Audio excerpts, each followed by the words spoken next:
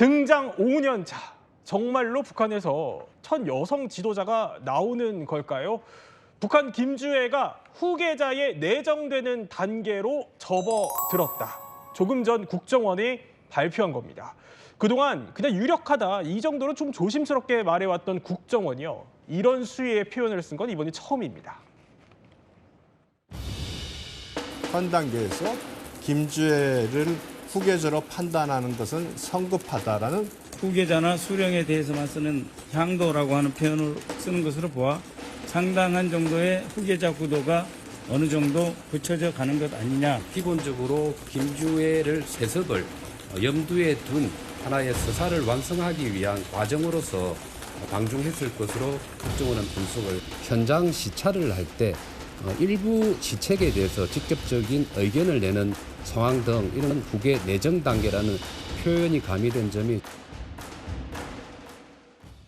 자, 저렇게 후계 내정 단계로까지 왔다는 겁니다. 그 국회 정보위 소속 이성권 의원이 말하기를요. 자, 보면은 국정원이 오늘은 좀 전과 다르더라. 그러니까 후계 내정 단계라는 표현까지 쓰던데 이걸 두고 의원들까지도 지금 갸우뚱할 정도였다는 겁니다. 김은수 평론가. 그러니까 분석이 이전과 확 달라졌어요. 그렇습니다. 이 북한 관련 정보는 그 특성상 긴밀성이 요구되고요. 그렇기 때문에 어떤 그 확정적인 표현을 쓰는 것이 그간에는 좀 자제되어 왔던 것이 관례라고 할 수가 있는데 오늘 그 이성권 관사의 표현대로 국정원의 오늘 설명의 경우는 이전보다 진전되고 좀 뭔가 달랐다라는 표현 아니겠습니까? 지금 주애는 2013년생으로 추정되기 때문에 지금 10대입니다. 그런데 후계 수업이 아닌 후계 내정 단계에 들어갔다라고 못을 박는 표현을 했다는 것에 주목할 필요가 있어 보입니다. 그러면 국정원이 이렇게 판단한 근거는 과연 무엇일까? 이 두 가지 정도에서 그 근거를 찾고 있는데요. 우선은 군사적인 측면에서 찾아볼 수가 있습니다. 이제 국방 권력을 의미하는 군사 행사에 어느샌가부터 김정은과 함께 등장을 해서 때로는 단독샷을 받기도 하고요.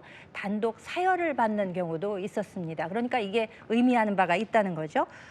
더불어서 일부 시책에 적극적으로 본인이 의견을 내는 정황까지 포착이 되었기 때문에 이런 두 가지 근거를 기준으로 해서 국정원은 이제 후계 내정 단계에 들어갔다. 그렇군요. 이런 표현을 쓴 것으로 보입니다. 그런데 게다가 김주애가 그러니까 처음 공개가 된 그 날에 북한에서 이걸 국가 기념일로 지정했다고 해요. 이게 사실입니까?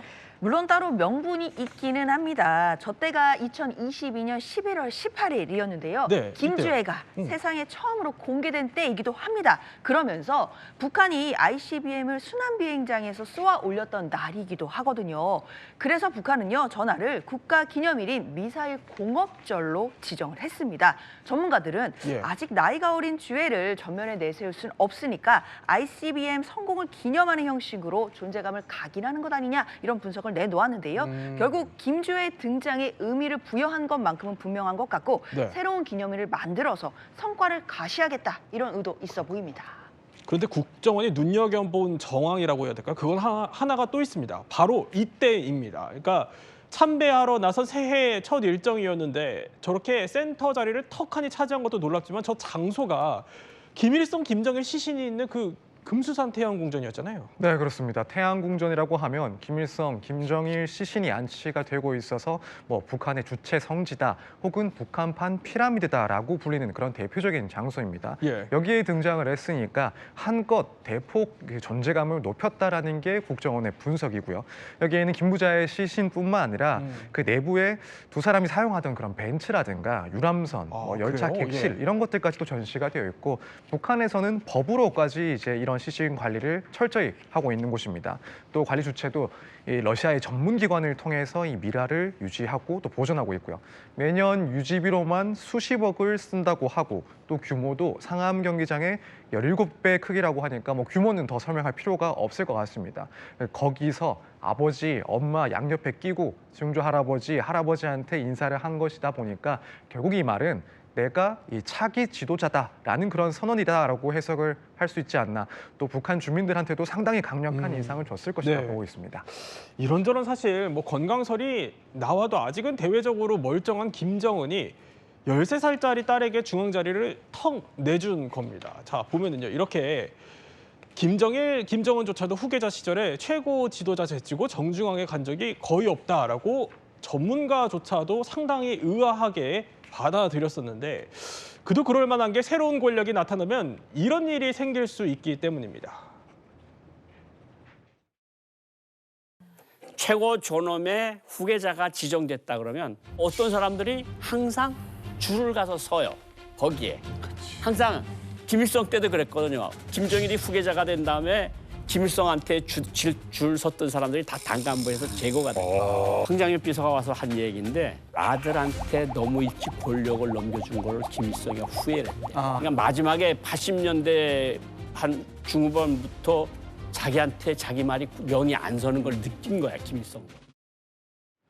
이런 아버지와 또 할아버지의 선례를 누구보다 잘할 것 같아요, 김정은이. 그런데도 불구하고 왜 벌써부터 이렇게 차기 권력을 세우는 걸까요? 그러니까 그 의도가 상당히 궁금한 것은 사실입니다.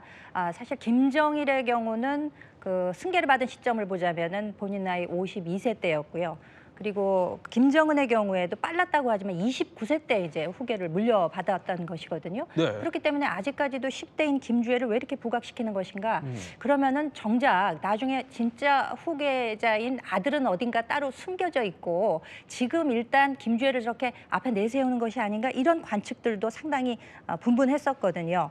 그런데 만약에 이 차기 권력 김주애 이것이 사실이라고 하면 과연 김정은의 의도는 무엇일까라는 점이 더 궁금해지는 것도 사실입니다. 근데 전문가들에 따르면은요, 이제 군과 당의 권력을 어느 정도 장악했는가 이 점에 대해서 김정은이 어느 정도 확정적인 심증을 가지고 있는 것이 아닌가. 자신감이 좀 있다. 그렇죠. 군부와 당을 충분히 통제할 수 있는 정도로 내 권력이 강화돼 있다라고 판단한 것으로 보이기도 하고 또 한편으로 보자면은 굉장히 좀 봉건적인 그런 사회잖아요. 그렇기 때문에 여성 지도자를 내세우기 위해서는 상당한 사전 준비가 필요하다. 장기적인 관점에서의 포석이 필요하기 때문에 이렇게 일찍부터 후계 구도를 내보이는 것이 아닌가 이런 분석도 있습니다. 그렇군요. 또 국정원의 이번 분석으로 김주애의 향후 행보를 더 눈여겨봐야 할 것 같다는 생각이 듭니다.